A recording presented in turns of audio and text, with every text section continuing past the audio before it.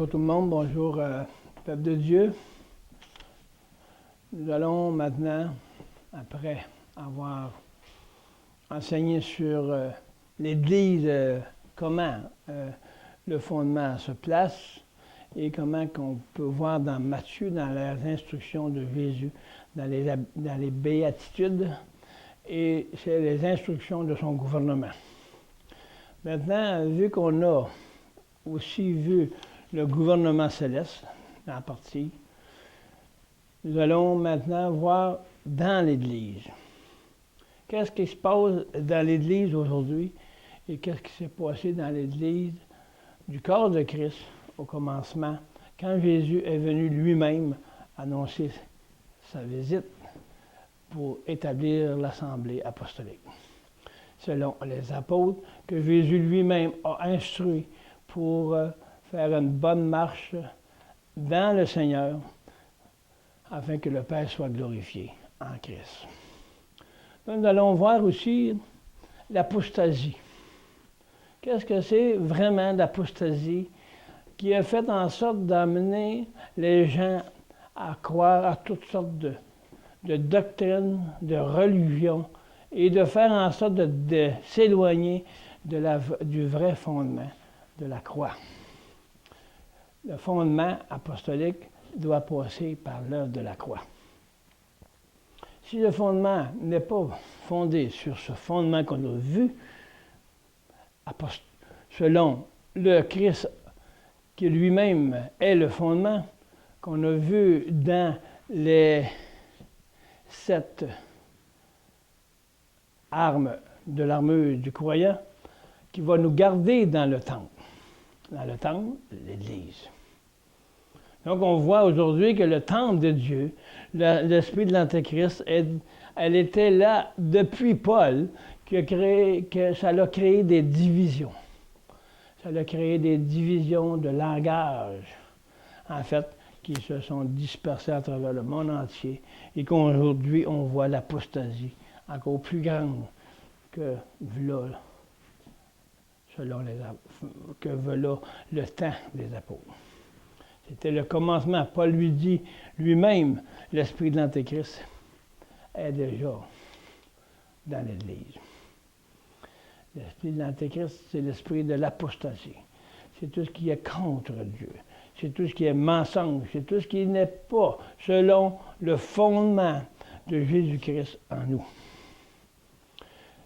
Christ est venu en chair, il s'est fait chair. Christ est venu en chair. Il s'est fait chair, la parole. La parole s'est fait chair. Donc la parole en nous doit se faire chair. La parole, c'est Christ en nous.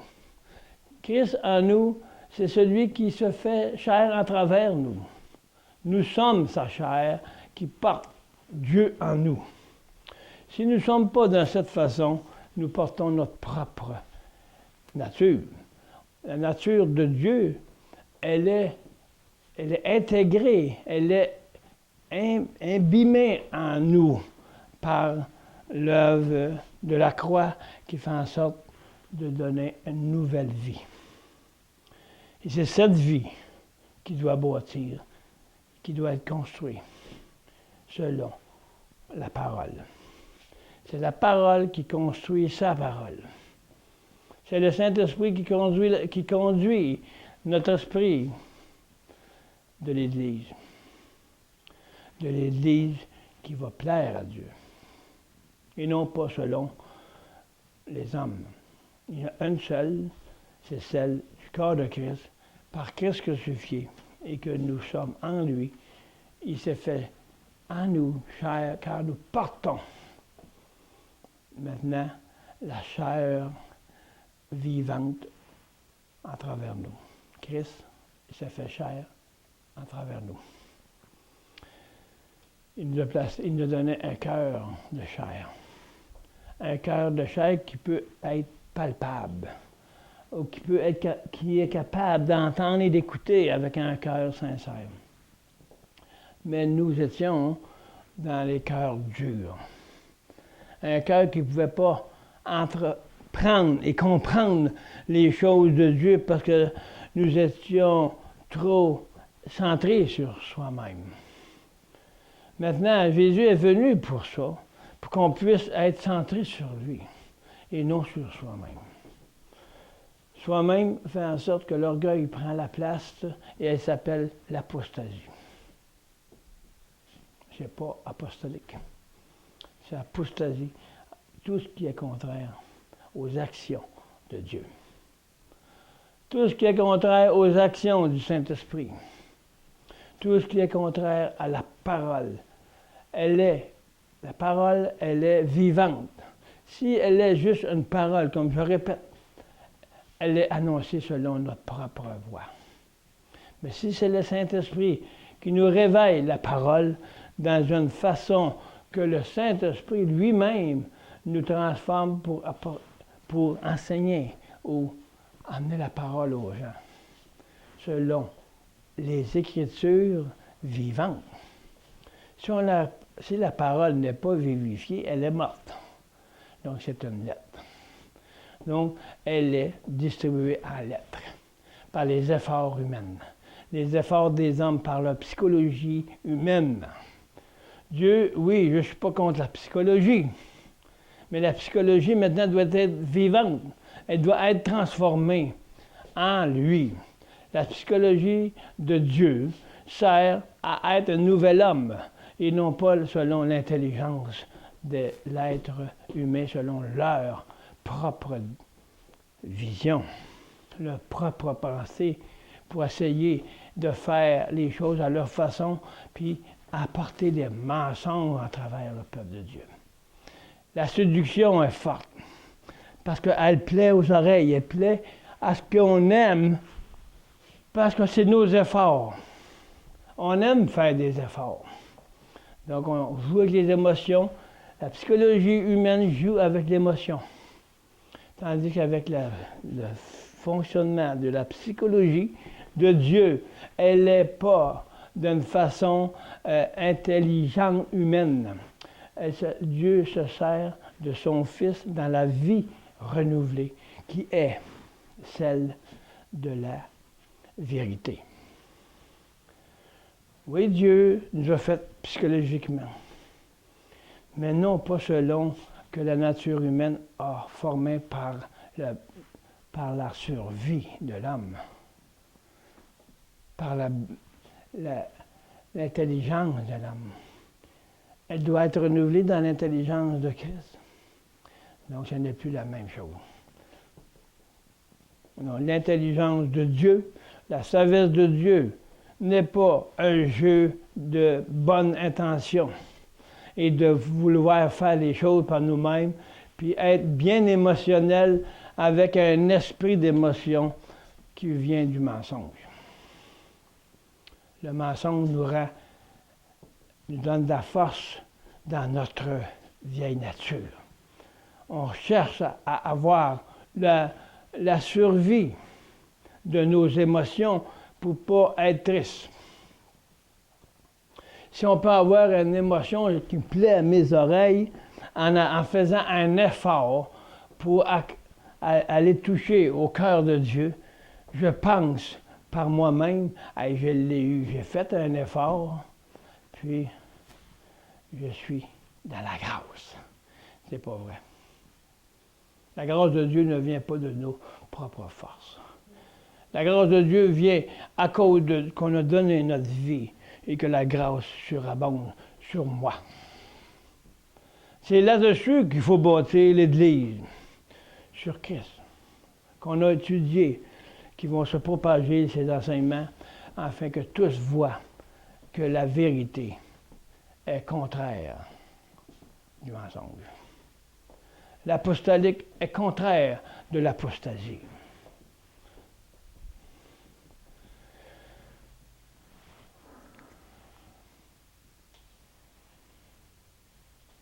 Apostasie.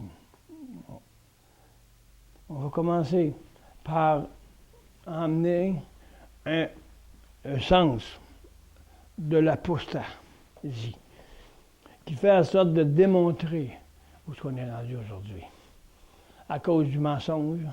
Et qu'est-ce qui est la bête qui est là-dedans, qui fait en sorte qu'elle enlève tout ce qui est la divinité de Christ. Apostasie, action de s'éloigner, de défection, désertion. Okay? On vient de voir, on s'éloigne, on rentre dans un désert, on déserte la vérité, puis on est dans l'abîme, parce qu'on est dans le mensonge. On vit dans l'abîme du mensonge. Parce que la vérité est la lumière. Ils n'ont pas l'abîme. L'abîme va prendre sa place. Le mensonge va prendre sa place dans l'abîme, dans les ténèbres. Et elle n'a aucune part avec la lumière. Ce mot est employé 2 fois dans le Nouveau Testament, exprimer l'abandon de la foi. On va les voir tantôt. L'abandon de la foi. Tout le monde a la foi. On a des personnes qui amènent, on va donner des cires, on va enseigner comment avoir ce que Dieu a, par nos propres moyens, par nos propres intelligences. On va essayer de démontrer aux gens par leur émotion. Si tu as une émotion, oh, Saint-Esprit. Un sentiment d'amour, là. Ah, j'aime, là. Ben, tantôt, quand je n'aurais plus, mais elle n'aimera plus parce que c'est un sentiment émotionnel, charnel. Tandis que Dieu, quand il aime pour l'éternité. L'émotion, oui, c'est sûr qu'on ressent avec le Saint-Esprit.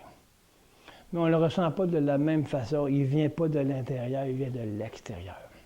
Puis il vient de la sainteté de Christ. Il vient de la sainteté de Dieu.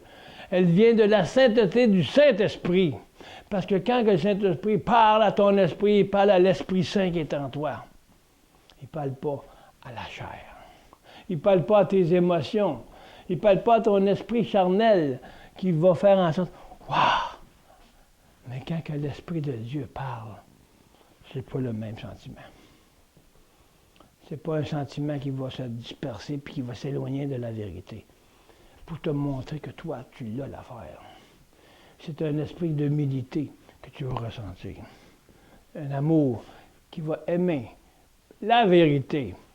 Un amour qui va aimer à laisser le Saint-Esprit te conduire pour que ce ne soit pas l'esprit de l'Antichrist qui vient te hanter pour te donner de la gloire à toi. Mais ça va être l'Esprit de Dieu qui va donner gloire au Fils en toi. Parce que le Saint-Esprit va te donner une émotion aussi. Mais ça ne sera pas de la même souche.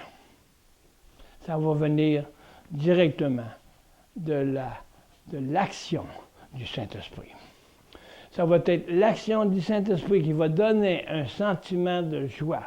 Il va te donner une émotion que Jésus avait aussi. Jésus a des émotions, c'est pas un robot. Mais quand Jésus pleurait, il y avait une émotion, il y avait un sentiment d'amour. Mais son esprit était rempli de Dieu. Il était rempli de la parole, il y avait juste le Père qui était pour lui la direction. Tout ce qui comptait pour Jésus, c'est de faire la volonté du Père et qu'il n'y ait pas un iota qui se perde. Donc, nous devons avoir le même sentiment que Christ. Plaire à l'apostolique. Christ en nous. Nous avons vu dans 1 Jean que la vérité et le mensonge se contredisent. Le mensonge contredit la vérité. Donc la vérité est contre le mensonge. Nous voyons que Christ venu en chair, que Christ en toi est l'apostolique, est le fondement de toute chose. C'est pour ça qu'aujourd'hui, on a laissé toutes sortes de côtés depuis des siècles. On vit dans l'apostasie. On croit au mensonge parce que l'ennemi, l'Antichrist, L'antéchrist, le sentiment d'antéchrist est dans l'Église depuis Paul. Mais il a pris l'expansion. Aujourd'hui, c'est le temps de revenir à l'apostolique.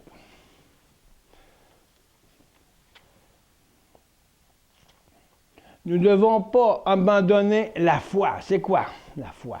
Oh, moi, je crois. Je crois à toutes ces choses-là. Je crois à la Bible, je vais à l'Église toutes les semaines, puis je prie avant le repas, puis je prie le soir aussi. Où est ta foi? Si tu crois, tu dois avoir la foi de pratiquer Christ en toi. C'est ça la foi. Il n'y a pas d'autre chose. Si tu n'as pas la mesure de ce que Dieu veut de son Fils en toi, tu n'as pas de foi en lui. La foi, c'est sa foi à lui. C'est sa foi qui fait en sorte la bonne pratique. Si on n'a pas la foi, on est dans la foi du monde. Tout le monde croit, mais tout le monde pratique toutes sortes de choses, toutes sortes de, selon qu'ils entendent.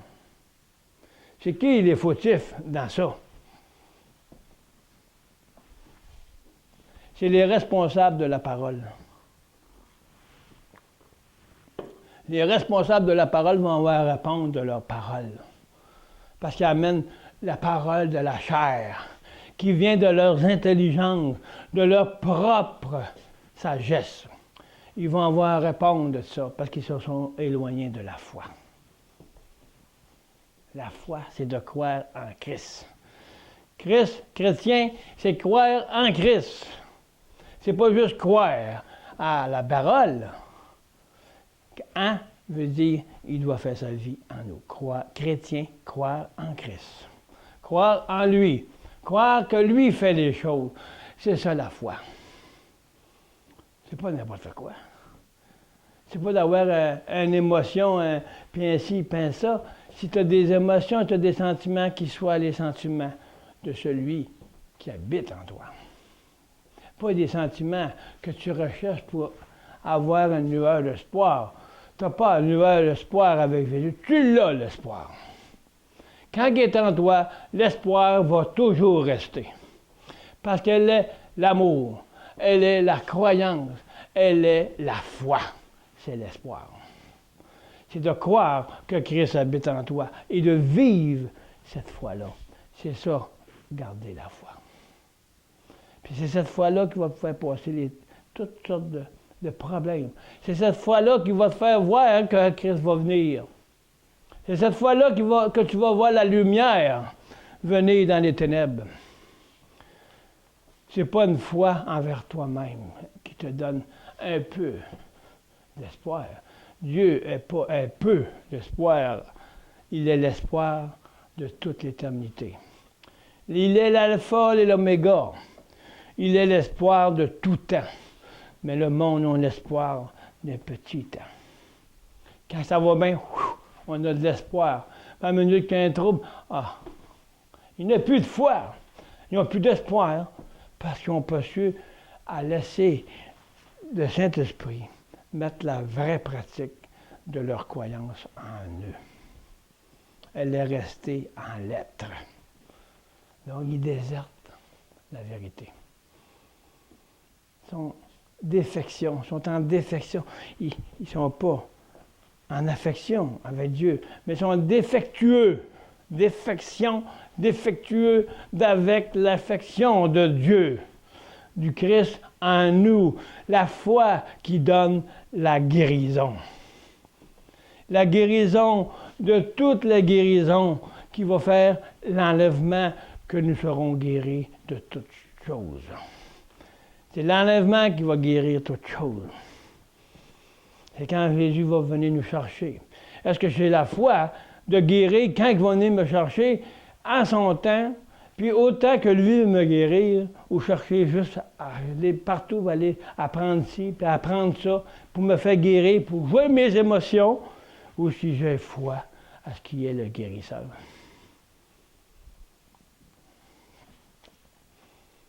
ils abandonnent la foi.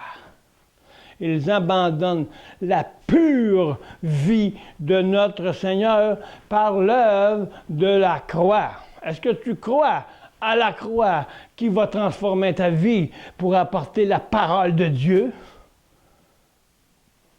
Paul nous dit insensé que vous étiez et que vous êtes encore à cause que vous rejetez la croix aux Galates. Il dit insensé, vous étiez sur des œuvres mortes et vous revenez sur la loi pour enfin encore dire ah, Christ est mort en vain. C'est ce qu'ils ont fait aux Galates. Est-ce que nous faisons la même chose?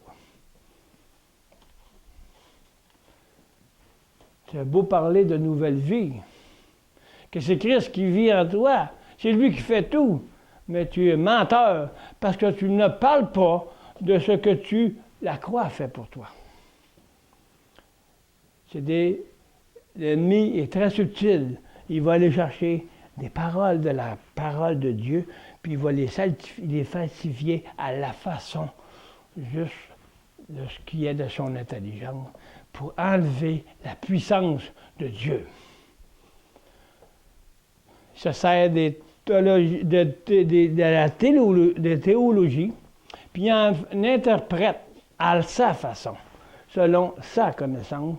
Donc, c'est quoi ça? C'est de l'apostasie.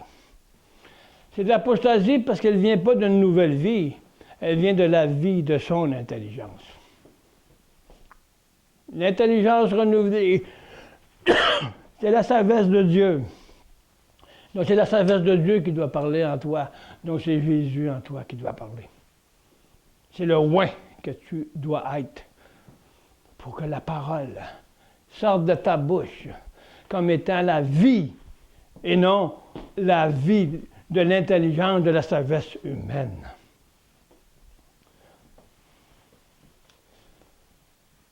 C'est la foi qui est pas. C'est la foi dans leur doctrine de démons. Ils ont la foi dans leurs affaires, pour faire du spectacle, puis faire des choses pour démontrer, moi je l'ai la vérité. On se sépare des autres, on se divise, puis on dit, ah, elle est la vérité. Christ n'est pas divisé. Puis on se dit qu'on a la foi. Je choisis qu'est-ce que je veux. Je fais qu'est-ce que je veux. C'est pas la foi. C'est le mensonge. Fini le mensonge. On attend les hommes de Dieu, supposé. Parler de Dieu. Parler de Dieu dans leur façon. Ils disent aux autres, faire ci, faire ça. Mais eux-mêmes sont dedans. Puis quand tu parles de l'apostolique, ils te ferment la porte. Cloum! Tu parles de Christ en nous. Poum! C'est ça la foi? Non, c'est des menteurs. C'est du mensonge de l'Antéchrist. C'est qu'est-ce qui va faire en sorte de diviser le vrai du faux. Si toi-même tu es dans quelque chose qui tu dis, bien sortez d'eux. Commence par sortir toi-même.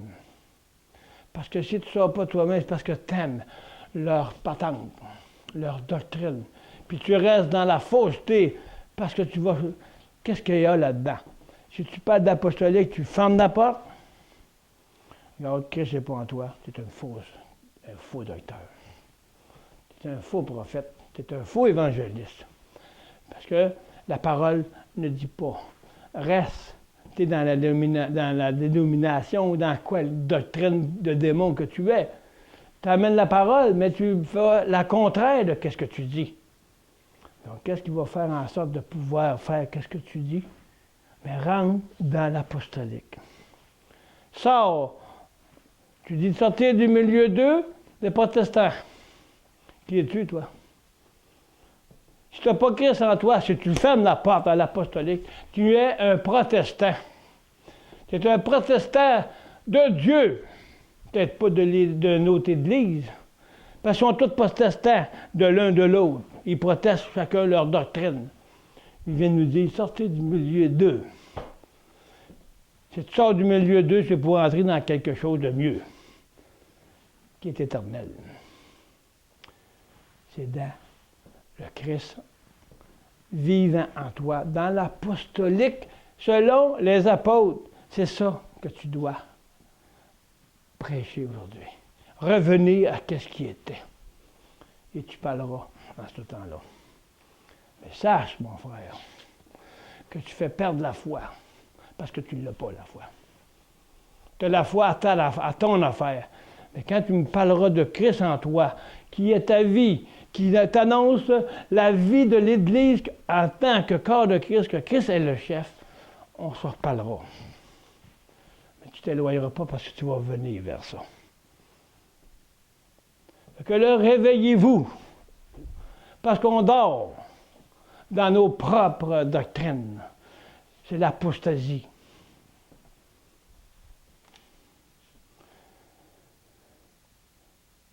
Nous sommes dans le temps où le combat va se faire. Plusieurs vont déchirer le vrai, mais quand Christ viendra, il va déchirer le mauvais. Mais il va les mettre de côté. Il va les mettre de côté comme ils doivent être.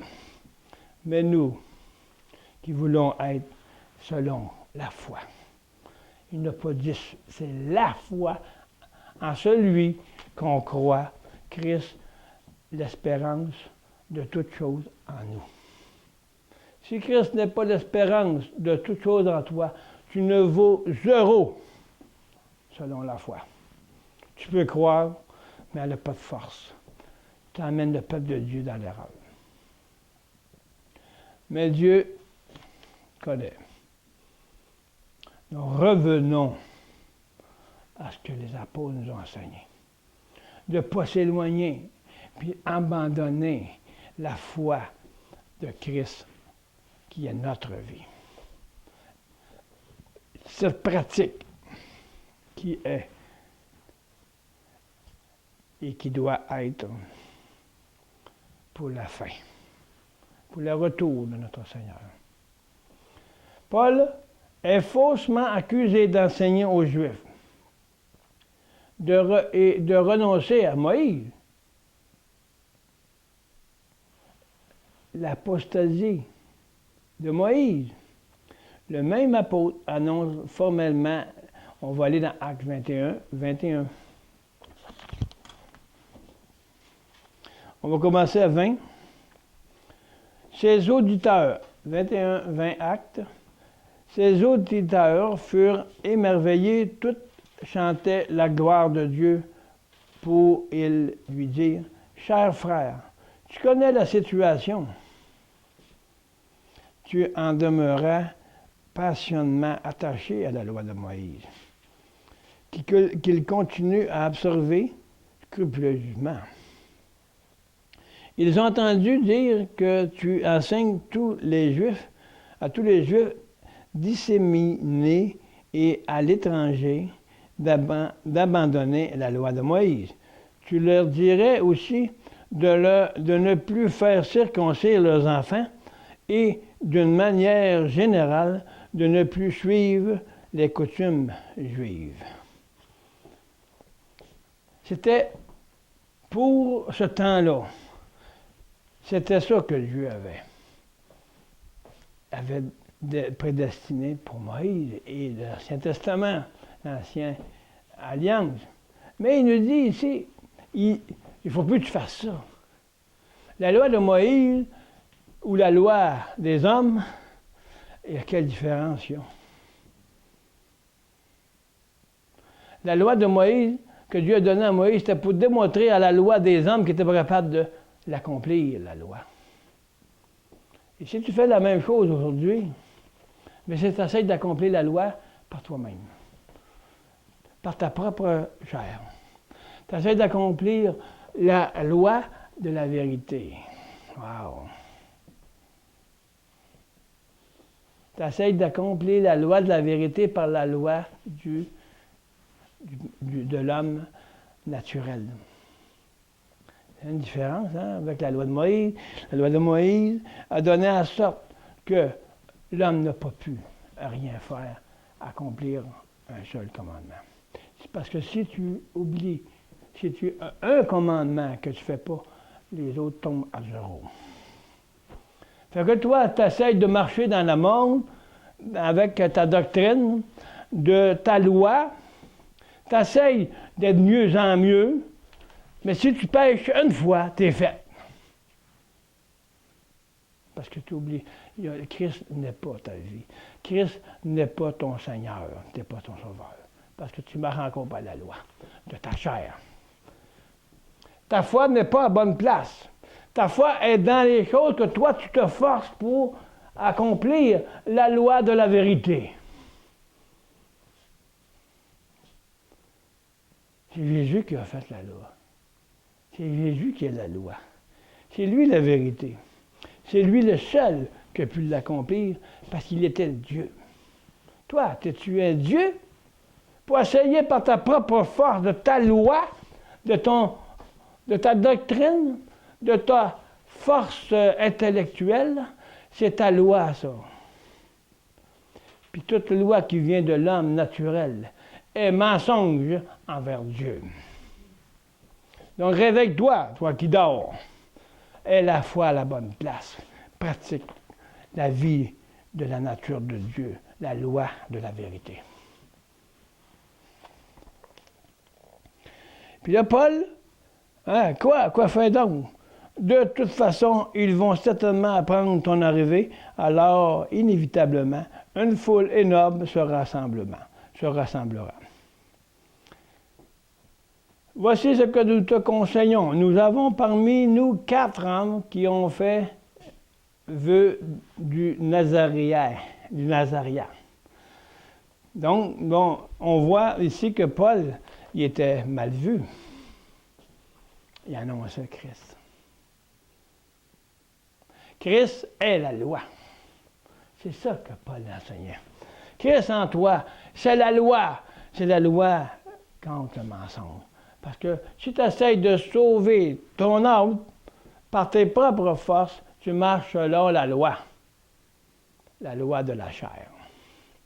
Mais si tu donnes ta chair, la loi de la chair va périr, elle est ensevelie, et la loi de la vérité va vivre en toi, parce que tu vas avoir la foi que le sang t'a purifié de toute iniquité, puis qui t'a aussi crucifié ta vieille nature afin que tu deviennes une nouvelle créature, étape par étape, et victoire en victoire. Mais si tu essaies d'avoir des victoires par toi-même, c'est ta loi charnelle.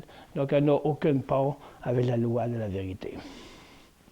Donc, si tes propres forces de force, tu es toujours bien d'aller allumer des lampions, là, puis aller faire 10 fois le tour de ton église, là, pour faire ça, c'est la même chose. Fait que qui es-tu, tu juges ton frère parce qu'il allume des lampions? Qui s'assit devant des idoles, là. Tu es ta propre idole, là. Est-ce que tu vois ça? Ta loi, c'est ton idole. Ton mensonge, c'est ton idole. Même si tu crois dire la vérité, ta foi n'est pas pratique. Donc, tu fais comme celui que tu accuses. Les autres sont comme ci, les autres sont comme ça. Les doctrines, il y en a des 3500 dans le monde, là, et plus. On accuse, puis on condamne. Qui est toi, ta doctrine? Qui est ta loi, toi? Qui sort le mensonge qui sont toi que tu annonces par ta propre nature? Donc c'est ça, quand on apporte la vérité qui est Christ en nous, ils vont te voir comme Paul, ils vont te rejeter parce qu'ils perdent leur vie s'ils marchent dans la vérité. Ils perdent leur loi de leurs études, qui ont coûté des milliers de dollars. Parce que s'ils ne font pas ça, mais c'est parce qu'ils vont payer pour rien. Mais cherchez une chose, par exemple, vous n'avez pas payé pour rien. Donnez tout ça au Seigneur, là, puis vous allez être des supermen en Christ. Christ va être, parce qu'il avait une connaissance très grande. Utilisez-la dans la foi en Christ. Puis vous allez voir que le peuple de Dieu va se rassembler. Donc il faut se réveiller.